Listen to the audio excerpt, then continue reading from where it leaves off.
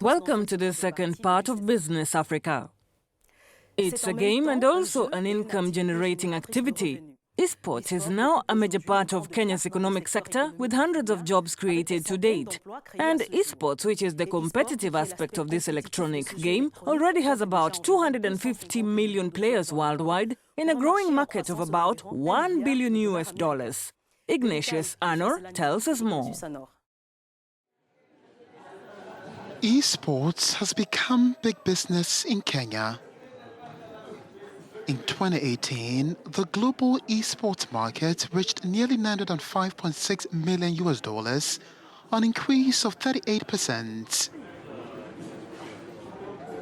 2019 will be a pivotal year for esports in Africa, especially in Kenya, with the establishment of the first African Esports Championships. If you look at countries like those in the West and in Asia, esports has become a full-time occupation where you have dedicated athletes who compete in games. So I can list some of them off, like League of Legends has a dedicated league, Overwatch in multiple continents, whereby the players are paid a stipend and they also earn money from endorsements that they receive from sponsors and corporate investors. And this has now changed the landscape of the sport, where people are taking it now more seriously, like an actual sport. This year, global revenues from electronic sports are expected to increase by 27% compared to 2018. The discipline may be on the rise in Africa, but it is still experiencing difficulties. These include access to electricity, the availability of the internet, and internet costs. The fight has been long, but Marie Diouf was able to establish herself and find her place in an essentially male environment, that of collecting salt from the marshes. It is in the Fatick region of western Senegal that the Salt Queen, as she is known, opened her company, which now employs about 10 people. Nyasha Mutizwa gives us more details.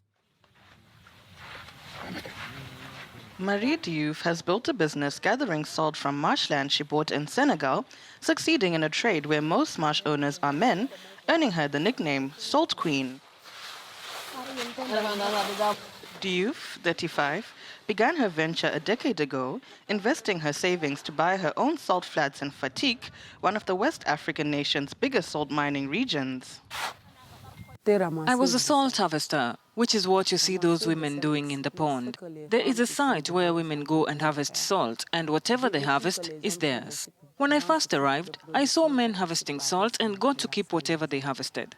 And I thought to myself, why men and not women?